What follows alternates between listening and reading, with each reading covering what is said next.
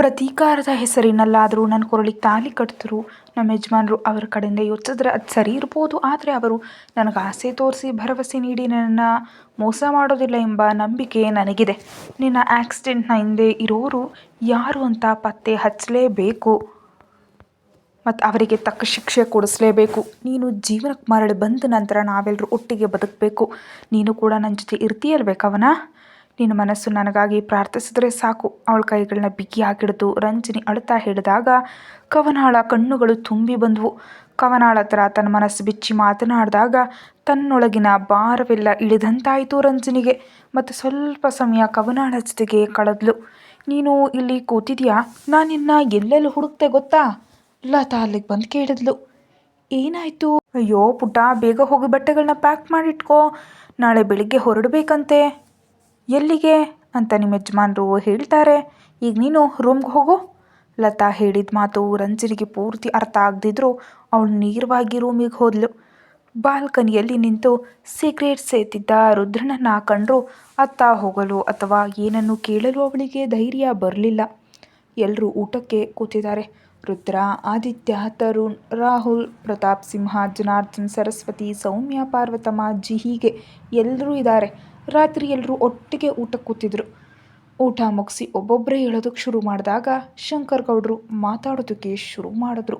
ರುದ್ರ ಮತ್ತು ರಂಜನಿ ಮಗಳು ನಾಳೆ ಬೆಳಗ್ಗೆಯೇ ಮಹದೇವನ ಮಗಳ ಮದುವೆಗೆ ಹೋಗಬೇಕು. ರುದ್ರ ಅವರಿಗೆ ವಿಶೇಷವಾಗಿ ಹೇಳು, ನಮಗೆ ಬರೋದಕ್ಕೆ ಸಾಧ್ಯವಾಗದ ಕಾರಣಕ್ಕೆ ನೀವು ಬಂದಿದ್ದೀರಿ ಅಂತ. ಆಮೇಲೆ ಮದುಮಕ್ಕಳನ್ನು ಇಲ್ಲಿಗೆ ಆಮಂತ್ರಿಸು. ಸರಿ ತಾತ. ರಂಜನಿ ಮಗಳೇ, ಎಲ್ಲವನ್ನ ಎತ್ತಿಟ್ಕೋ, ನಾಳೆ ಬೆಳಿಗ್ಗೆ ಹೊರಡಬೇಕು. ಶಂಕರ್ ಗೌಡರು ರಂಜನಿಯನ್ನು ನೋಡಿ ಹೇಳಿದ್ರು. ಸರಿ ತಾತ. ಆದರೆ ಇದೆಲ್ಲವೂ ಇಷ್ಟವಾಗದ ಇಬ್ಬರು ಅಲ್ಲಿದ್ದರು. ಒಬ್ಬರು ಸರಸ್ವತಿ, ಮತ್ತೊಬ್ಬರು ಪಾರ್ವತಮ್ಮ. ರಂಜನಿಗೆ ರೂಮ್ಗೆ ಹೋಗಲು ತುಂಬ ಮುಜುಗರ ಆಗ್ತಿತ್ತು. ರುದ್ರ ರೂಮ್ನಲ್ಲೇ ಇರ್ತಾನೆ ಅನ್ನೋದು ಅವಳಿಗೆ ಖಚಿತವಾಯಿತು. ಅವನನ್ನು ಎದುರಿಸೋದಕ್ಕೆ ಅವಳಿಗೆ ಸಂಕೋಚ ಆಯಿತು. ನಂತರ ಮನಸ್ಸನ್ನು ಗಟ್ಟಿ ಮಾಡಿ ಅವಳು ರೂಮಿನ ಒಳಗಡೆ ಹೋದ್ಲು.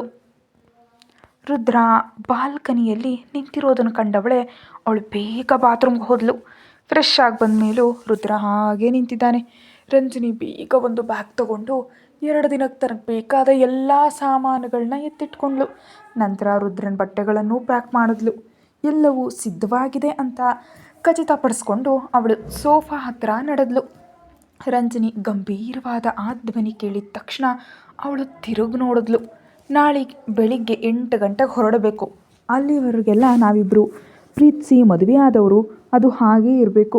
ನಮ್ಮ ನಡುವೆ ಇರೋದು ಬೇರೆಯವರಿಗೆ ತಿಳಿಬಾರ್ದು. ರಂಜನಿಯ ಮುಖ ನೋಡದೆಯೇ ರುದ್ರ ಇದನ್ನು ಹೇಳ್ದ. ಒಂದು ಹುಮ್ಮಸ್ಸಿನಿಂದ ರಂಜನಿ ಸೋಫಾ ಮೇಲೆ ಮಲಗಿದ್ಲು. ಆಗಲೂ ರಂಜನಿ ಗಮನಿಸಿದ್ದು ಅವನ ಮಾತಿನ ಶೈಲಿಯನ್ನು. ಮೊದಲಿನಷ್ಟು ಕಠೋರತೆ ಆ ಮಾತುಗಳಲ್ಲಿಲ್ಲ ಅಂತ ಅವಳಿಗೆ ಅರ್ಥ ಆಯಿತು. ಸ್ವಲ್ಪ ಹೊತ್ತಿನ ಹಿಂದೆ ನಡೆದ ಘಟನೆ ಬಗ್ಗೆ ರುದ್ರನ ಜೊತೆ ಮಾತಾಡಬೇಕು ಅಂತಿದ್ರು. ರುದ್ರನೇ ತನ್ನ ಪ್ರೀತಿಯನ್ನು ಹೇಳೋವರೆಗೆ ಅವನಿಂದ ದೂರ ಇರಲು ಅವಳು ನಿರ್ಧರಿಸಿದ್ಲು. ಆದರೆ ಆ ಸಮಯದಲ್ಲಿ ರುದ್ರನ ಮನಸ್ಸು ಪೂರ್ತಿ ಆದಿತ್ಯ ಹೇಳಿದ ಮಾತುಗಳಲ್ಲೇ ಇತ್ತು. ಕಣ್ಣು ಮುಚ್ಚಿದ್ರೆ ಅವನ ಮನಸ್ಸಿನಲ್ಲಿ ಮೂಡೋದು ರಂಜನಿಯನ್ನು ಚುಂಬಿಸುವ ಅವನದೇ ಚಿತ್ರಗಳು. ಇನ್ನು ನಿಜವಾಗಿಯೂ ನಾನು ಅವಳನ್ನು ಪ್ರೀತಿಸೋದಕ್ಕೆ ಶುರು ಮಾಡಿದ್ದೀನಿಯಾ? ತಕ್ಷಣ ಅವನ ಮನಸ್ಸಿಗೆ ಬಂದಿದ್ದು ಕವನಾಳ ಮುಖ.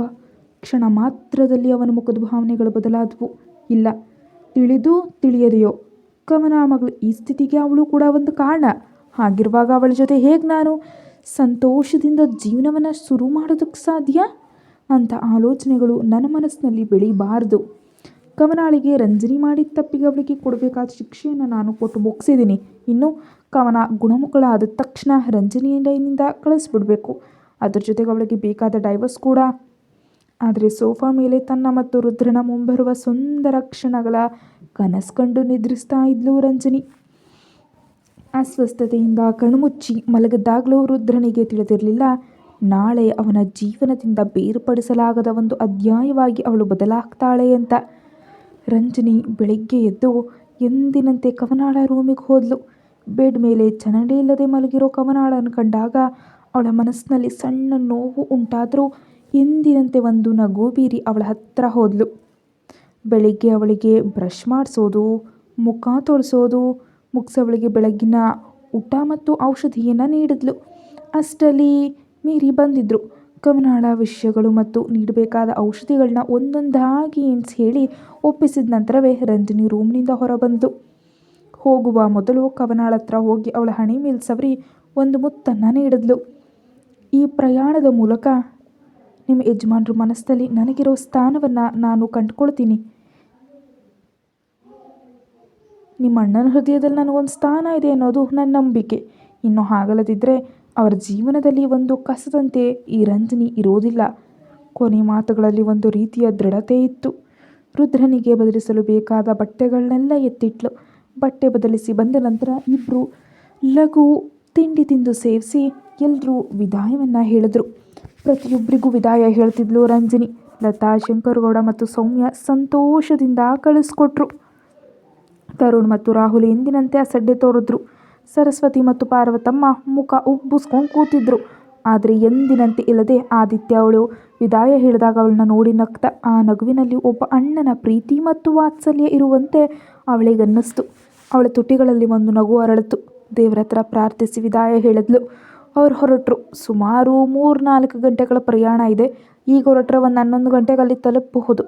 ಸಂಜೆ ಪಾರ್ಟಿ ಮತ್ತು ನಾಳೆ ಮದುವೆ. ಅದು ಮುಗಿದು ರಿಸೆಪ್ಷನ್ ಅಟೆಂಡ್ ಮಾಡಿ ಅವರು ಮರಳಬೇಕು. ರುದ್ರ ಡ್ರೈವ್ ಮಾಡ್ತಿದ್ದಾನೆ. ರಂಜನಿ ಹೊರಗಿನ ದೃಶ್ಯಗಳನ್ನ ನೋಡ್ತಾ ಕೂತಿದ್ದಾಳೆ. ಆದರೂ ಅವಳ ಕಣ್ಣುಗಳು ಪದೇ ಪದೇ ಅವನನ್ನು ಹುಡುಕ್ತಿದ್ವು. ರುದ್ರ ಯಾವಾಗಲೂ ಗಂಭೀರವಾಗಿ ಡ್ರೈವ್ ಮಾಡ್ತಿದ್ದಾನೆ. ಸ್ವಲ್ಪ ದೂರ ಪ್ರಯಾಣಿಸಿದ ನಂತರ ರಂಜನಿಗೆ ಅತೀವ ಬಾಯಾರಿಕೆಯಾಯಿತು. ಏನಾದರೂ ತಿನ್ನಬೇಕಾ ಅಂತನೂ ಅನ್ನಿಸ್ತು. ಆದರೆ ರುದ್ರನ ಹತ್ರ ಅದನ್ನು ಕೇಳೋ ಧೈರ್ಯ ಅವಳಿಗಿರಲಿಲ್ಲ. ನಂತರ ಏನೂ ಮಾತಾಡದೆ ಮುಂದೆ ನೋಡ್ತಾ ಕೂತ್ಲು. ಆದರೆ ಹಠಾತ್ತನೆ ಕಾರ್ ಆಫ್ ಆಯಿತು. ರುದ್ರ ಮತ್ತೆ ಕಾರ್ ಸ್ಟಾರ್ಟ್ ಮಾಡೋದಕ್ಕೆ ಪ್ರಯತ್ನಿಸಿದ್ರೂ ನಡೀಲಿಲ್ಲ. ಇದೇನಾಯಿತು? ನಿನಗೇನು ಹುಚ್ಚೆ? ಕಣ್ ಕಾಣಿಸೋದಿಲ್ವಾ? ಕಾರ್ ಕೆಟ್ಟು ಹೋಗಿದೆ. ರಂಜನಿಯನ್ನು ನೋಡಿ ರುದ್ರ ಅರ್ಜಿದ. ಕಾರ್ ಕೆಟ್ಟು ಹೋಗಿದ್ದ ಸಿಟ್ಟನ್ನು ಅವನು ಅವಳ ಮೇಲೆ ತೀರಿಸ್ಕೊಂಡ. ರಂಜನಿ ನಂತರ ಏನೂ ಮಾತನಾಡಲು ಹೋಗಲಿಲ್ಲ. ರುದ್ರ ಕಾರಿನ ಬ್ಯಾನೆಟ್ ತೆರೆದು ನೋಡಿ ಏನೇನೋ ಹುಡುಕ್ತಿದ್ದಾನೆ. ನೋಡಲು ದೊಡ್ಡ ಸಾಹಸಿಯಂತೆ ಇದ್ದರೂ ಒಂದು ಕಡಲೆಕಾಯಿಯೂ ತಿಳಿದಿಲ್ಲ ಅಂತ ನೋಡಿದ್ರೆ ತಿಳಿಯುತ್ತೆ. ಅದರ ನಡುವೆ ಫೋನ್ ನೋಡ್ತಿದ್ದಾನೆ. ಎಷ್ಟು ಪ್ರಯತ್ನಿಸಿದ್ರೂ ಫೋನ್ನಲ್ಲಿ ಯಾರೂ ಸಿಗದಿದ್ದಾಗ ರುದ್ರನಿಗೆ ಕೋಪ ನಿಯಂತ್ರಿಸಲು ಆಗಲಿಲ್ಲ. ರುದ್ರ ಸಿಟ್ಟಿನಿಂದ ಫೋನನ್ನು ನೆಲಕ್ಕೆ ಬಿಸಾಡ್ದ. ಅದು ಚೂರು ಚೂರಾಗೋಯ್ತು. ಕಾರಿನ ಒಳಗಿಂದ ಇದೆಲ್ಲವನ್ನ ನೋಡ್ತಿದ್ದ ರಂಜನಿಯ ಬಾಯಿ ತೆರೆದೇ ಹೋಯಿತು. ನೀನು ಇದರೊಳಗೆ ಇರು, ನಾನೀಗ ಬರ್ತೀನಿ. ಅವಳನ್ನು ನೋಡದೆ ಗಂಭೀರವಾಗಿದ್ದನ್ನು ಹೇಳವನು ಮುಂದೆ ನಡೆದ. ಹಠಾತ್ತನೆ ಅವನು ಹೋಗೋದನ್ನು ಕಂಡು ರಂಜನಿಗೆ ತುಂಬ ಸಂಕಟ ಆಯಿತು. ಮೊದಲೇ ವಿಪರೀತ ಹಸಿವಾಗ್ತಿದೆ. ಅದರ ನಡುವೆ ರೋಡ್ ಸೈಡ್ನಲ್ಲಿ ನಿಲ್ಲಿಸಿ ಹೋಗ್ತಿದ್ದಾನೆ. ದುಷ್ಟ, ಒಂದು ಬಾಟ್ಲಿ ನೀರಾದರೂ ಕೊಡಿಸಿ ಹೋಗಬಾರ್ದಿತ್ತೇ. ಹಸುವಿನ ಕೂಗು ಮತ್ತು ರುದ್ರ ಒಬ್ಬಳನ್ನೇ ಬಿಟ್ಟು ಹೋಗಿದ್ದನ್ನು ನೆನೆದು ರಂಜನಿ ಅವನನ್ನು ಬೈತಾ ಕೂತ್ಲು. ಸ್ವಲ್ಪ ಸಮಯ ಕಳೆದರೂ ರುದ್ರ ಬರಲಿಲ್ಲ. ಇನ್ನು ಹಸಿವು ಸಹಿಸೋದಕ್ಕೆ ಸಾಧ್ಯವಿಲ್ಲ ಅಂತ ಮನಗಂಡ ರಂಜನಿ ಕಾರಿನ ಡೋರನ್ನು ತೆರೆದು ಹೊರಬಂದ್ಲು. ಅಷ್ಟೇನು ಜನರಿಲ್ಲದ ಪ್ರದೇಶ. ಕಂಡ್ರೆ ಟೌನ್ನಿಂದ ಸ್ವಲ್ಪ ಒಳಗಿದ್ದೀವಿ ಅಂತ ಅನಿಸುತ್ತೆ. ರಂಜನಿ ಡೋರ್ ತೆರೆದು ಹೊರಗೆ ಬಂದ್ಲು. ಇನ್ನು ಹಸುವನ್ನು ಸಹಿಸೋದಕ್ಕೆ ಸಾಧ್ಯ ಇಲ್ಲ ಅಂತ ಅನ್ನಿಸ್ದಾಗ ಮುಂದೆ ನಡೆಯೋದಕ್ಕೆ ಶುರು ಮಾಡಿದ್ಲು. ಟೌನ್ನಿಂದ ಸ್ವಲ್ಪ ಒಳಗಿದ್ದ ಕಾರಣ ಹತ್ತಿರದಲ್ಲಿ ಯಾರೂ ಕಾಣ್ತಿಲ್ಲ. ಏನು ಮಾಡಬೇಕಂತ ತಿಳಿದೆ ರಂಜನಿ ಆತಂಕಗೊಂಡ್ಳು. ಏನೇ ಆಗಲಿ ಪರವಾಗಿಲ್ಲ, ಸ್ವಲ್ಪ ಮುಂದೆ ಹೋಗಿ ನೋಡೋಣ, ಯಾರೂ ಕಾಣದಿದ್ದರೆ ವಾಪಸ್ ಬರ್ಬೋದು ಅಂತ ತನ್ನನ್ನು ತಾನೇ ಸಮಾಧಾನ ಪಡಿಸ್ಕೊಂಡು ಮುಂದೆ ನಡೆದ್ಲು. ಸ್ವಲ್ಪ ದೂರ ನಡೆದು ನೋಡಿದ್ರೂ ಯಾರೂ ಕಾಣಿಸ್ಲಿಲ್ಲ. ನನ್ನ ದೇವರೇ, ಈ ಮನುಷ್ಯನನ್ನು ಇಲ್ಲಿ ಬಿಟ್ಟು ಹೋಗಿದ್ದಾನೆ ಅಂತ ಅನಿಸುತ್ತೆ. ಏನೇನೋ ಗುಣಗ್ತಾ ರಂಜನಿ ರಸ್ತೆ ಬದಿಯಲ್ಲಿ ನಿಂತಳು. ಹಠಾತ್ತನೆ ಅಲ್ಲಿಗೊಂದು ಬೈಕ್ ಬಂತು. ರಂಜನಿಗೆ ತುಂಬ ಸಂತೋಷ ಆಯಿತು. ಹತ್ತಿರದಲ್ಲಿ ಎಲ್ಲಾದರೂ ಒಂದು ಸಣ್ಣ ಅಂಗಡಿಯಾದರೂ ಇದ್ದರೆ ಸಾಕು. ಆ ಸಮಯದಲ್ಲಿ ರುದ್ರನ ಬಗ್ಗೆಯೂ ಅವಳು ಯೋಚಿಸಲಿಲ್ಲ. ಹಸಿವು ಮತ್ತು ಬಾಯಾರಿಕೆ ಅವಳನ್ನು ಅಷ್ಟು ಸುಸ್ತಾಗಿಸಿತ್ತು. ಸುಮ್ಮನೆ ಕಾಮಿಡಿ. ಹಸಿವಾದರೆ ನೀವಾಗಿರೋದಿಲ್ಲ. ಆದರೆ ರಸ್ತೆಯಲ್ಲಿ ನಡೆದು ಬರ್ತಿದ್ದ ಆ ಸುಂದರಿಯ ಮೇಲೆ ಅವರ ಕಣ್ಣುಗಳಿದ್ವು. ಸೊಂಟದ ಮೇಲಿದ್ದ ಸೀರೆಯಿಂದ ಅವಳ ಬಿಳಿ ಹೊಟ್ಟೆ ಸ್ವಲ್ಪ ಕಾಣಿಸ್ತಿತ್ತು. ಲೈ, ಒಂದು ಪೀಸ್ ಗಾಡಿ ನಿಲ್ಲಿಸು, ಒಮ್ಮೆ ಟ್ರೈ ಮಾಡೋಣ, ಹಿಂದೆ ಕೂತನ ಡ್ರೈವರ್ಗೆ ಹೇಳ್ದ. ಅದರಂತೆ ಒಂದು ವಿಚಿತ್ರ ನಗುವಿನಿಂದ ಅವಳನ್ನ ಕೆಟ್ಟದಾಗಿ ನೋಡಿದ್ರು. ಆದರೆ ತನ್ನ ಮುಂದೆ ಬಂದು ನಿಂತು ಬೈಕ್ ಕಂಡು ರಂಜನಿಗೆ ಸಂತೋಷ ಆಗಿತ್ತು. ಅವಳು ಅವ್ರ ಹತ್ರ ಹೋದ್ಲು. ಅಣ್ಣ, ಈ ಹತ್ರದಲ್ಲಿ ಅಂಗಡಿಯಲ್ಲಿದೆ. ತನ್ನ ಹಣೆ ಮೇಲಿನ ಬೆವರನ್ನು ಸೀರೆಯಿಂದ ಒರೆಸ್ತಾ ರಂಜನಿ ಕೇಳಿದ್ಲು. ಅಂಗಡಿ ಯಾವುದಕ್ಕೆ ಅಣ್ಣಂದ್ರು ನಿನಗೆ ಹೋಟೆಲ್ ಬುಕ್ ಮಾಡಿಕೊಡೋದಿಲ್ವೇ ಅಲ್ವಾ ಲೇ? ಮುಂದೆ ಕುಳಿತವನು ರಂಜಿನಿಯನ್ನು ಕೆಟ್ಟದಾಗಿ ನೋಡ್ತಾ ಇನ್ನೊಬ್ಬನ ಕೇಳ್ದ. ಹೌದೌದು, ಬೈಕ್ನಿಂದ ಕೆಳಗಿಳಿತಾ ಅವನು ಉತ್ತರಿಸ್ದ. ಅವ್ರ ಮಾತು ಅವಳಿಗೆ ಅಸಹ್ಯವಾಗಿ ಕಾಣಿತು. ಅವಳನ್ನ ಕೆಟ್ಟದಾಗಿ ನೋಡ್ತಿದ್ದ ಅವರ ದೃಷ್ಟಿಯಿಂದ ರಂಜಿನಿಗೆ ಅಪಾಯದ ಅರಿವಾಯಿತು. ಅವಳು ಮೆಲ್ಲನೆ ಹಿಂದೆ ನಡೆದ್ಲು. ಆದರೆ ಅಷ್ಟರಲ್ಲಿ ಒಬ್ಬ ಅವಳ ಮುಂದೆ ಬಂದು ನಿಂತ. ಎಲ್ಲಿಗೆ ಹೋಗ್ತಿದ್ಯಾ ಹುಡುಗಿ? ಎಲ್ಲಿಗೆ ಬೇಕಾದರೂ ನಾವು ಬಿಡ್ತೀವಿ. ರಂಜಿನಿಗೆ ಅವನ ಮಾತುಗಳನ್ನ ಕೇಳಿ ವಿಪರೀತ ಕೋಪ ಮತ್ತು ಸಂಕಟ ಆಯಿತು. ಕಣ್ಣುಗಳು ತುಂಬಿ ಬಂದವು. ಲೇ, ನೀನು ಸುಮ್ಮನೆ ಹುಡುಗಿಯ ನೋಯಿಸ್ಬೇಡ. ಬಾರಪ್ಪ, ಅಣ್ಣ ನಿನ್ನೆಲ್ಲ ನೋವನ್ನು ಹೋಗಲಾಡಿಸ್ತಾನೆ. ರಂಜಿನಿಯ ಕೈ ಹಿಡಿದು ಇನ್ನೊಬ್ಬ ಹಿಡಿದಾಗ ಕೋಪದಿಂದ ಅವನ ಮುಖಕ್ಕೆ ಹೊಡೆದ್ಲು ರಂಜಿನಿ. ಆದರೆ ಹೊಡೆತದಿಂದ ಅವನ ಕಣ್ಣುಗಳು ಕೋಪದಿಂದ ಕಂಪಾದವು. ಏಯ್!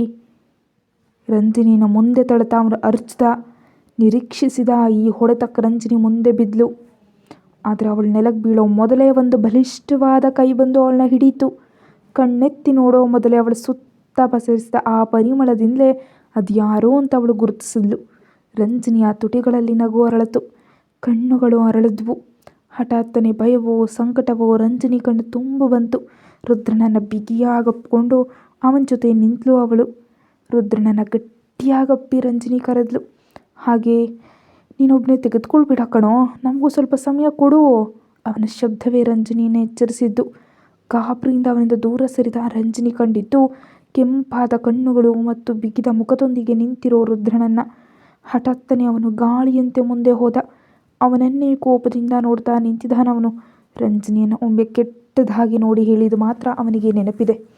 ಅಷ್ಟರಲ್ಲಿ ರುದ್ರನ ಕಾಲು ಶಕ್ತಿಯಿಂದ ಅವನ ಎದೆಗೆ ಬಿತ್ತು. ನೆಲಕ್ಕೆ ಬಿದ್ದವನಿಗೆ ಏಳೋದಕ್ಕೂ ಸಮಯವನ್ನು ಕೊಡದ ರುದ್ರ ಮತ್ತೆ ಮತ್ತೆ ಅವನ ಎದೆಗೆ ಒದಿತಿದ್ದ. ಜೊತೆ ಅವನಿಗೆ ಹೊಡೆತ ಬೀಳೋದನ್ನು ಕಂಡು ಇನ್ನೊಬ್ಬ ಹಿಂದಿನಿಂದ ಬಂದು ರುದ್ರನನ್ನು ಹಿಡಿದು ಸರಿಸೋದಕ್ಕೆ ಪ್ರಯತ್ನಿಸಿದ. ಆದರೆ ಹಠಾತ್ತನೆ ತಿರುಗಿ ನಿಂತ ರುದ್ರ ಅವನ ಮೂಗಿಗೆ ಸತತವಾಗಿ ಹೊಡೆಯುತ್ತಿದ್ದ. ಕೊನೆಗೆ ಇಬ್ಬರು ಕುತ್ತಿಗೆ ಹಿಡಿದು ರುದ್ರ ಅರ್ಚಿದ. ನೀವೆಲ್ಲ ನನ್ನ ಹೆಂಡತಿನ ಮುಡ್ತೀರಾ? ಇನ್ನು ನಿಮ್ಮ ಕಣ್ಣು ಇವಳ ಮೇಲೆ ಬೀಳೋ ಮೊದಲು ನೆನಪಿಟ್ಟುಕೊಳ್ಳಿ, ಇವಳು ನನ್ನವಳು, ನನ್ನ ಹೆಂಡತಿ ರಂಜನಿ ರುದ್ರಪ್ರತಾಪ್ ಸಿಂಹ. ರುದ್ರನ ಕಣ್ಣುಗಳು ಕೆಂಪಾಗ್ತಂತೆ ಅವ್ರ ಕುತ್ತಿಗೆ ಮೇಲಿನ ಅವನ ಹಿಡಿತ ಬಿಗಿಯಾಗ್ತಿತ್ತು. ಅವರು ಒಂದು ಹನಿ ಉಸಿರಿಗಾಗಿ ಅವನ ಕೈಯಲ್ಲಿ ಒದ್ದಾಡ್ತಿದ್ರು. ಆದರೆ ರುದ್ರನ ಬಾಯಿಂದ ಬಂದ ಮಾತುಗಳಲ್ಲಿ ರಂಜನಿ ಮಿಂದೆ ಹೇಳ್ತಾ ಇದ್ಲು. ಸಂತೋಷದಿಂದ ಅವಳ ಕಣ್ಣು ತುಂಬು ಬಂತು. ನನ್ನವಳು ಅಂತ ಅವನು ಸಂಬೋಧಿಸಿದ್ದನ್ನು ನೆನೆದು ಅವಳ ಹೃದಯ ಕುಣಿದಾಡ್ತು. ಆವಾಗಲೇ ರುದ್ರನ ಕೈಯಲ್ಲಿ ಪ್ರಾಣಕ್ಕಾಗಿ ಒದ್ದಾಡ್ತಿದ್ದ ಅವರ ವಿಷಯ ರಂಜಿನಿ ನೆನಪಿಗೆ ಬಂದಿದ್ದು. ಒಂದು ವಿಚಿತ್ರ ಬಲದಿಂದ ಅವರ ಕುತ್ತಿಗೆ ಹಿಡಿದು ಅವರನ್ನು ಕೊಲ್ಲೋದಕ್ಕೆ ಪ್ರಯತ್ನಿಸ್ತಿರೋ ರುದ್ರ ಕಣ್ಣುಗಳು ಕೆಂಪಾಗಿ ಸ್ನಾಯುಗಳು ಬಿಗಿದು ಆ ಸಮಯದಲ್ಲಿ ಅವನಿಗೊಂದು ಹಸುರ ಭಾವವಿತ್ತು. ಅದನ್ನು ಕಂಡು ರಂಜನಿಗೆ ಭಯ ಆಯಿತು. ತಕ್ಷಣ ರಂಜನಿ ರುದ್ರನ ಹತ್ರ ಹೋಗಿ ಅವನ ಕೈ ಬಿಡಿಸಲು ಪ್ರಯತ್ನಿಸಿದ್ಲು. ಆದರೆ ರುದ್ರ ಅವ್ರ ಕುತ್ತಿಗೆಯನ್ನು ಬಿಗಿಯಾಗಿ ಹಿಡಿದುತ್ತಾನೆ. ಬಿಡಿ ಯಜಮಾನ್ರೆ, ರಂಜನಿ ಅವನನ್ನು ಎಳೆದು ಹಿಡಿದಾಗ ರಂಜನಿಯನ್ನು ಕೋಪದಿಂದ ನೋಡ್ದ ಅವನು. ಆದರೆ ರುದ್ರನ ಆವಾಗಿನ ನೋಟ ಅವರನ್ನು ಕೊಂದು ಬಿಡುತ್ತೆ ಅಂತ ರಂಜನಿಗೆ ಅನ್ನಿಸ್ತು. ಅಷ್ಟೊಂದು ಕೋಪ ಅವನ ಮುಖದಲ್ಲಿತ್ತು. ಪ್ಲೀಸ್ ಅವ್ರನ್ನ ಬಿಡಿ ಪ್ಲೀಸ್. ಕೊನೆಗೆ ಅವನ ಮುಂದೆ ಕೈ ಮುಗಿದು ರಂಜನಿ ಹೇಳಿದಾಗ ಕಣ್ಣುಗಳನ್ನ ಬಿಗಿಯಾಗಿ ಮುಚ್ಚಿ ರುದ್ರ ಅವ್ರನ್ನ ಕೆಳಗೆ ಹಾಕ್ತ. ಇನ್ನು ಇವಳನ್ನೆಲ್ಲ ಯಾವುದೇ ಹೆಣ್ಣನ್ನು ಕೆಟ್ಟ ದೃಷ್ಟಿಯಿಂದ ನೋಡಬೇಡಿ, ನೋಡಿದ್ರೆ ಆ ಕಣ್ಣನ್ನು ನಾನು ಕಿತ್ತು ಹಾಕ್ತೀನಿ. ಹೇಳ್ತಾ ಇರೋದು ರುದ್ರ ಪ್ರತಾಪ್ ಸಿಂಹ ಗುತ್ತೇದಾರ್. ಅವ್ರನ್ನ ನೋಡಿ ಹಗೆಯಿಂದ ಹಿಡ್ದ ಅವನು. ಪ್ರಾಣ ಮರಳಿ ಬಂದಂತೆ ಅವರು ಜೀವ ಹಿಡಿದು ಓಡಿದ್ರು. ರಂಜನಿ ರುದ್ರನನ್ನೇ ನೋಡ್ತಾ ನಿಂತಿದ್ದಾಳೆ. ಮನಸ್ಸು ಪೂರ್ತಿ ಅವನು ಹೇಳಿದ ಮಾತುಗಳೇ ತುಂಬಿವೆ. ಅವಳ ಮನಸ್ಸು ತುಂಬಿ ಬಂತು. ಆದರೆ ಹಠಾತ್ತನೆ ರಂಜನಿಯ ಮುಖಕ್ಕೆ ರುದ್ರನ ಕೈ ಶಕ್ತಿಯಿಂದ ಬಿತ್ತು. ಏನಾಯಿತು ಅಂತ ತಿಳಿಯಲು ರಂಜನಿಗೆ ಒಂದು ಕ್ಷಣ ಬೇಕಾಯಿತು. ನೋವಿನಿಂದ ಒದ್ದಾಡ್ತಾ ಇರೋ ತನ್ನ ಬಲಕೆನ್ನೆ ಕೈ ಇಟ್ಟುಕೊಂಡು ಅವಳು ಭಯದಿಂದ ರುದ್ರನ ಮುಖ ನೋಡಿದ್ಲು. ಕೆಂಪಾದ ಕಣ್ಣು ಮತ್ತು ಬಿಗಿದ ಮುಖದೊಂದಿಗೆ ನಿಂತಿದ್ದಾನೆ ಅವನು. ಅವಳು ತಲೆ ಎತ್ತಿ ನೋಡಿದ ತಕ್ಷಣ ರುದ್ರ ಅವಳನ್ನು ಎಳೆದು ತನ್ನತ್ರ ಸೇರಿಸ್ತಾ, ಹೇಳೇ, ಯಾರಮ್ಮನ ಮದುವೆಗೆ ಅಂತ ನೀನು ಇಲ್ಲಿಗೆ ಬಂದೆ? ರಂಜಿನಿಯ ಕೈಯನ್ನು ಬಿಗಿಯಾಗಿಸ್ಕಿ ರುದ್ರ ಅರ್ಚಿದ. ಅವನ ಮುಖಭಾವ ಮತ್ತು ಕೋಪ ಕಂಡು ರಂಜಿನಿ ಒಳಗೆ ಭಯ ತುಂಬಿತು. ನನಗೆ ಹಸಿವು. ರಂಜಿನಿ ಕಣ್ಣು ತುಂಬಿಸ್ಕೊಂಡು ಅದನ್ನು ನೋಡದೆ ಹೇಳ್ತಾ ಇದ್ಲು. ಇಲ್ಲಿ ಅಂಗಡಿ ಇದೆ ಅಂತ ನಿನಗೆ ಯಾರೇ ಹೇಳಿದ್ದು? ಟೌನ್ನ ಆಪೋಸಿಟ್ನಲ್ಲೇ ಹೋಟೆಲ್ ಹುಡುಕಿ ನಡೀತಿದೆಯಾ? ರುದ್ರನ ಮಾತು ಕೇಳಿ ರಂಜಿನಿಗೆ ನಾಚಿಕೆ ಮತ್ತು ಸಂಕಟ ಆಯಿತು. ಹಾಗಾದರೆ ಇಷ್ಟು ಹೊತ್ತು ಇಷ್ಟು ದೂರ ನಾನು ನಡೆದದ್ದು ಸುಮ್ಮನೆ ಆಯಿತೆ ದೇವ್ರೇ. ರಂಜನಿ ತಿಳಿಯದೆ ಹೇಳಿಬಿಟ್ಲು. ಅದನ್ನು ಕೇಳಿ ರುದ್ರ ಅವಳನ್ನು ಒಮ್ಮೆ ಅಸಡ್ಡೆಯಿಂದ ನೋಡಿ ಕೈಬಿಟ್ಟ. ದಾರಿ ತಿಳಿಯದೆ ಇಷ್ಟು ದೂರ ನಡೆದೀಯಾ, ಹೋಗಿ ಗಾಡಿ ಹತ್ತು. ಅತ್ತ ನಿಂತಿರೋ ತನ್ನ ಕಾರಿನ ಕಡೆ ಕೈ ತೋರಿಸಿ ರುದ್ರ ಅರಿಸ್ದ. ರಂಜನಿಗೆ ತುಂಬ ಸಂಕಟ ಆಯಿತು. ತಿಳಿಯದ ದಾರಿಯಲ್ಲಿ ಬಿಸಿಲು ಹಸಿವನ್ನು ಸಹಿಸಿ ನಡೆದದ್ದು ಸುಮ್ಮನೆ ಆಯಿತು ಅಂತ ನೆನೆದವಳಿಗೆ ಸಹಿಸೋದಕ್ಕಾಗಲಿಲ್ಲ. ರುದ್ರನ ಅರಚಾಟ ಹೆಚ್ಚಾದಾಗ ರಂಜನಿ ಬೇಗ ಕಾರ್ ಹತ್ತು ಕೂತ್ಲು. ಅವಳನ್ನು ಒಮ್ಮೆ ಕೆಟ್ಟದಾಗ ನೋಡಿ ಅವನ ಕಾರ್ ಸ್ಟಾರ್ಟ್ ಮಾಡ್ದ. ಕಾರು ಕೆಟ್ಟು ಹೋದ ತಕ್ಷಣ ತನಗೆ ಸಾಧ್ಯವಾದ ರೀತಿಯಲ್ಲಿ ಸರಿಪಡಿಸಲು ನೋಡಿದ್ರು ನಡೀಲಿಲ್ಲ. ಕೊನೆಗೆ PA ಆಗಿರೋ ರಾಬಿನ್ ಕರೆ ಮಾಡಲು ನಿರ್ಧರಿಸ್ದ. ಆದರೆ ಈ ಕಾಡಿನಲ್ಲಿ ರೇಂಜ್ ಇಲ್ಲದ ಕಾರಣ ಸಿಟ್ಟನ್ನೆಲ್ಲ ಫೋನ್ ಮೇಲೆ ತೀರಿಸ್ದ. ಆದರೆ ಇನ್ನು ಇಲ್ಲಿಂದ ಹೇಗೆ ತಪ್ಪಿಸ್ಕೊಳ್ಳೋದು ಅಂತ ಆಲೋಚಿಸ್ದಾಗ ಸ್ವಲ್ಪ ನಡೆದ್ರೆ ಒಂದು ಸಣ್ಣ ಟೌನ್ ಇದೆ ಅಂತ ತಿಳಿಯಿತು. ಈ ಉರಿ ಬಿಸಿಲನ್ನು ಅವಳನ್ನ ಅಷ್ಟು ದೂರ ನಡೆಸಬಾರ್ದು ಅಂತ ಅವಳ ಕಾರ್ನಲ್ಲಿ ಇರಿಸ್ದ. ಸುಮಾರು 1 ಕಿಲೋಮೀಟರ್ ಕಳೆದ ಮೇಲೆ ಟೌನಲ್ಲಿ ಒಬ್ಬ ಬೈಕ್ನವನು ಲಿಫ್ಟ್ ಕೊಟ್ಟ ಕಾರಣ ಅಲ್ಲಿಗೆ ತಲುಪಿದ. ತಕ್ಷಣ ಒಂದು ಫೋನ್ನ ತಗೊಂಡು ಅರ್ಜೆಂಟಾಗಿ ಒಂದು ಕಾರ್ ಕಳಿಸೋದಕ್ಕೆ ಹೇಳ್ದ. ಲೊಕೇಶನ್ ಕೂಡ ಕಳಿಸ್ದ. ಆದರೆ ಹಠಾತ್ತನೆ ಉಂಟಾದ ಟ್ರಾಫಿಕ್ ಬ್ಲಾಕ್ನಲ್ಲಿ ಸಿಕ್ಕಿ ನಿರೀಕ್ಷೆಗಿಂತ ಹೆಚ್ಚು ಸಮಯ ಕಳೆದು ಹೋಯಿತು. ಸ್ಟಾಫ್ ಬಂದ ತಕ್ಷಣ ಇಬ್ಬರು ರಂಜನಿ ಹತ್ರ ಹೋದರು. ಆದರೆ ಅಲ್ಲಿ ತಲುಪಿದಾಗ ಕಾರ್ ಮಾತ್ರ ಇತ್ತು. ಅವನಿಗೆ ಕಾರ್ ಒಪ್ಪಿಸಿ ಸಾಮಾನುಗಳನ್ನ ಇದಕ್ಕೆ ವರ್ಗಾಯಿಸಿ ಮುಂದೆ ಬಂದ. ನನಗೆ ಖಚಿತವಾಗಿತ್ತು ಅವಳಿಗೆ ದಾರಿ ತಪ್ಪಿದೆ ಅಂತ. ಆದರೆ ಅವಳನ್ನ ಕಂಡ ದೃಶ್ಯ ರಂಜನಿಯನ್ನು ಕೆಟ್ಟದಾಗಿ ನೋಡ್ತಿದ್ದ. ಅವರನ್ನು ಕಂಡು ನನಗೆ ಅವರನ್ನು ಕೊಲ್ಲೋ ಅಷ್ಟು ಸಿಟ್ಟು ಬಂತು. ಇವಳು ನನ್ನ ಹೆಂಡತಿ, ನಾನು ತಾಳಿ ಕಟ್ಟಿದವಳು. ಅದನ್ನು ಇನ್ಯಾವ ಹಾಗೆ ಹೆಸರಿನಲ್ಲಾದರೂ ಸರಿ, ಆ ತಾಳಿ ಅವಳ ಕೊರಳಿನಲ್ಲಿ ಇರೋವರೆಗೂ ಅವಳನ್ನು ಮತ್ತೊಬ್ಬರು ನೋಯಿಸೋದಕ್ಕೆ ನಾನು ಬಿಟ್ಕೊಡೋದಿಲ್ಲ. ಅವಳ ದುಃಖ ಮತ್ತು ಸಂತೋಷ ನನ್ನ ಜೊತೆಯೇ ಇರಲಿ. ತಕ್ಷಣ ರುದ್ರ ತನ್ನ ಆಲೋಚನೆಗಳನ್ನ ನಿಲ್ಲಿಸಿ ಕಾರ್ ತಿರುಗಿಸ್ದ. ಹಸಿವು ಮತ್ತು ಸಂಕೋಚ ಎಲ್ಲವೂ ಸೇರಿ ರಂಜನಿಯನ್ನು ಹೈರಾಣಾಗಿಸಿತ್ತು. ಹಸಿವಿನಿಂದ ಹೊಟ್ಟೆಯಂತೂ ವಿಚಿತ್ರ ಸ್ಥಿತಿಯಲ್ಲಿತ್ತು. ರುದ್ರನಿಗೆ ಹಸಿವಾಗ್ತಿದೆ ಅಂತ ಹೇಳೋಣ ಅಂದ್ಕೊಂಡ್ರೂ ಅವನ ಮುಖ ನೋಡಿದ್ರೆ ತಿಳಿಯುತ್ತೆ ಅವನು ಒಳ್ಳೆ ಮೂಡ್ನಲ್ಲಿ ಇಲ್ಲ ಅಂತ. ಇನ್ನು ರುದ್ರನ ಬಾಯಿಂದ ಮಾತು ಕೇಳುವ ಶಕ್ತಿ ಇಲ್ಲದ ಕಾರಣ ಮತ್ತು ಕೆನ್ನೆ ನೋವಿನಿಂದ ಬಾಯಿ ತೆರೆಯಲು ಸಾಧ್ಯವಾಗದ ಕಾರಣ ರಂಜನಿ ಏನನ್ನೂ ಮಾತಾಡದೆ ಕೂತ್ಲು. ಹಠಾತ್ತನೆ ರುದ್ರ ಕಾರನ್ನ ಒಂದು ರೆಸ್ಟೋರೆಂಟ್ ಮುಂದೆ ಪಾರ್ಕ್ ಮಾಡ್ದ. ಮೆಲ್ಲನೆ ನಕ್ಕು ಅವಳ ಕಡೆ ನೋಡಿದಾಗ ಅವಳು ಗಾಢ ನಿದ್ರೆಯಲ್ಲಿದ್ದಾಳೆ. ನಿಷ್ಕಲ್ಮಶವಾಗಿ ನಿದ್ರಿಸ್ತಿರೋ ಅವಳ ಮುಖವನ್ನು ಸ್ವಲ್ಪ ಸಮಯ ಅವನು ನೋಡ್ತಾ ಕೂತ. ಅವಳ ಕೆನ್ನೆ ಮೇಲೆ ಕೆಂಪಾಗೆದ್ದು ಕಾಣುತ್ತಿದ್ದ ತನ್ನ ಕೈಬೆರಳುಗಳ ಗುರುತುಗಳನ್ನು ಅವನು ನೋಡ್ದ. ರಂಜನಿಯನ್ನು ಮತ್ತೊಬ್ಬರು ಸ್ಪರ್ಶಿಸಲು ಪ್ರಯತ್ನಿಸಿದ್ದನ್ನು ನೆನೆದಾಗ ರುದ್ರನ ಮುಖ ಬಿಗಿತು. ಮೆಲ್ಲನೆ ಅವಳ ಕೆನ್ನೆ ಮೇಲೆ ಅವನು ತನ್ನ ಬಲಗೈಯಿಂದ ಮುಟ್ಟು ನೋಡ್ದ. ಗಾಢ ನಿದ್ರೆಯಲ್ಲಿದ್ದರೂ ಅವಳ ಮುಖ ಸ್ವಲ್ಪ ನೋವಿನಿಂದ ಕುಗ್ಗಿತ್ತು. ರಂಜನಿ ಒಬ್ಳೆ ಟೌನ್ಗೆ ಹೋದಾಗಲೇ ಮನಸ್ಸಿನಲ್ಲಿ ಅಂದ್ಕೊಂಡಿದ್ದ ಏನಾದರೂ ತಿನ್ನೋದಕ್ಕೆ ತರಬೇಕು ಅಂತ. ಆದರೆ ಆ ಸಮಯದಲ್ಲಿ ಏನನ್ನೂ ತರಲು ಸಾಧ್ಯವಾಗಲಿಲ್ಲ. ಸಾಲದಕ್ಕೆ ಆ ವಾತಾವರಣ ಅವನಿಗೆ ಇಷ್ಟವಾಗ್ತಾ ಇರಲಿಲ್ಲ. ರುದ್ರ ಮೆಲ್ಲನೆ ನಿದ್ರಿಸ್ತಿದ್ದ ರಂಜನಿ ಹೆಗಲ ಮೇಲೆ ತಟ್ಟಿ ಅವಳನ್ನ ಎಬ್ಬಿಸ್ದ. ರಂಜನಿ ಎದ್ದೇಳು, ಏನಾದರೂ ತಿನ್ನೋಣ. ತಕ್ಷಣ ರಂಜನಿ ಕಣ್ಬಿಟ್ಟು ನೋಡಿದ್ಲು. ತನ್ನ ಮುಂದೆ ಕೂತಿರೋ ರುದ್ರನನ್ನು ಕಂಡು ಗಾಬರಿಯಿಂದ ಅವಳು ಅವನನ್ನು ನೋಡಿದ್ಲು. ನಾವೇನಾದರೂ ತಿಂದು ಆಮೇಲೆ ಹೋಗೋಣ. ಒಮ್ಮೆ ನೋಡಿ ತಲೆ ಅಲ್ಲಾಡಿಸಿ ರಂಜನಿ ಬೇಗ ಡೋರ್ ತೆರೆದು ಹೊರಬಂದ್ಲು. ರೆಸ್ಟೋರೆಂಟ್ನಲ್ಲಿ ಊಟ ಮಾಡೋದಕ್ಕಿಬ್ರು ಕೂತಾಗ ರುದ್ರ ತಮಗೆ ಬೇಕಾದನ್ನು ಆರ್ಡರ್ ಮಾಡ್ದ. 2 ಚಪಾತಿ ಮತ್ತು 1 ವೆಜಿಟೇಬಲ್ ಕುರ್ಮಾ ರುದ್ರ ತನಗಾಗಿ ಆರ್ಡರ್ ಮಾಡ್ದ. ನಂತರ ರಂಜನಿಗಾಗಿ 1 ವೆಜಿಟೇಬಲ್ ಫ್ರೈಡ್ ರೈಸ್. ಊಟ ಮಾಡುವಾಗಲೂ ರುದ್ರ ರಂಜನಿಯನ್ನೇ ಗಮನಿಸ್ತಿದ್ದ. ಹಸಿವಿನ ಕಾರಣ ಇರ್ಬೋದು, ಯಾರನ್ನು ಗಮನಿಸದೆ ಅವಳು ಊಟ ಮಾಡ್ತಿದ್ದಾಳೆ. ಮುಂದೆ ಹೀಗೆ ಒಬ್ಬನು ತನ್ನನ್ನೇ ನೋಡ್ತಿದ್ದಾನೆ ಅನ್ನೋದನ್ನು ಅವಳು ಮರೆತು ಹೋದ್ಲು. ಮಧ್ಯೆ ಆಹಾರ ಆಗಿವಾಗ ಅವಳ ಮುಖ ಸುಗಗಡ್ತಿರೋದು ಮತ್ತು ಅವಳು ಸಣ್ಣದಾಗಿ ನೋವು ಅನುಭವಿಸ್ತಿರೋದನ್ನು ಅವನು ನೋಡ್ತಿದ್ದ. ಇಬ್ಬರು ಬೇಗ ಊಟ ಮುಗಿಸಿ ಎದ್ರು. ಸ್ವಲ್ಪ ಸಮಯದ ಪ್ರಯಾಣದ ನಂತರ ಮಹದೇವನ ಮನೆಯ ಮುಂದೆ ಕಾರ್ ನಿಂತು. ದೊಡ್ಡ ಬಂಗಲೆಯಂಥ ಮನೆ, ಅದರ ಸುತ್ತಲೂ ಹೂಗಳಿಂದ ಅಲಂಕರಿಸಲಾಗಿದೆ. ಇನ್ನು ಅದೆಷ್ಟೋ ಜನ ಬಂದರೂ ಉಳಿದುಕೊಳ್ಳಲು ಆ ಮನೆಯಲ್ಲಿ ಜಾಗ ಇದೆ ಅಂತ ರಂಜನಿಗನ್ನಿಸ್ತು. ಮಹದೇವ್ ಮತ್ತು ಅವನ ಹೆಂಡತಿ ಅವರ ಹತ್ತಿರ ಬಂದರು. ಇಬ್ಬರು ಒಳಗೆ ಬನ್ನಿ, ಅಲ್ಲೇ ನಿಂತಿದ್ದೀರಾ. ಆದರೂ ನನ್ನ ರುದ್ರ ನೀನು ಮಾಡಿದ ಕೆಲಸ ವಿಚಿತ್ರವಾಗಿದೆ. ಈ ಜನ್ಮದಲ್ಲಿ ಮದುವೆಯೇ ಆಗೋದಿಲ್ಲ ಅಂತ ಹೇಳಿ ಒಂದು ಹುಡುಗಿಯನ್ನು ಕರ್ಕೊಂಡು ಬಂದಿಯಲ್ಲ, ಅದು ಅನ್ಯ ಧರ್ಮದ ಹುಡುಗಿಯನ್ನು. ಆದರೆ ಒಂದು ಮಾತು ಹೇಳಲೇಬೇಕು, ಹುಡುಗಿ ಬಹಳ ಚೆನ್ನಾಗಿದ್ದಾಳೆ, ಒಳ್ಳೆ ಲಕ್ಷ್ಮಿ ರೀತಿ. ನಿಮ್ಮಿಬ್ಬರನ್ನ ಒಟ್ಟಿಗೆ ನೋಡುವಾಗ ಬಹಳ ಅಂದವಾಗಿ ಕಾಣಿಸ್ತಿದೆ. ಆಂಟಿ ಅವರನ್ನ ಪ್ರೀತಿಯಿಂದ ಆಹ್ವಾನಿಸಿ ಒಳಗೆ ಕರೆದ್ಲು. ಒಂದು ರೂಮ್ ತೋರಿಸ್ಕೊಟ್ಟ ನಂತರ ಏನು ಬೇಕಿದ್ರು ತನ್ನ ಕರಿಬೇಕಂತ ಹೇಳಿ ಆಂಟಿ ವಾಪಸ್ ಹೋದರು. ಕತೆ ಮುಂದುವರಿಯುತ್ತೆ. ಹೆಚ್ಚಿನ ವಿಡಿಯೋಗಾಗಿ ಚಾನಲ್ ಸಬ್ಸ್ಕ್ರೈಬ್ ಮಾಡಿ ಮತ್ತು ಮುಂಚಿತವಾಗಿ ನೋಡಲು ಮೆಂಬರ್ಶಿಪ್ ತಗೊಳ್ಳಿ.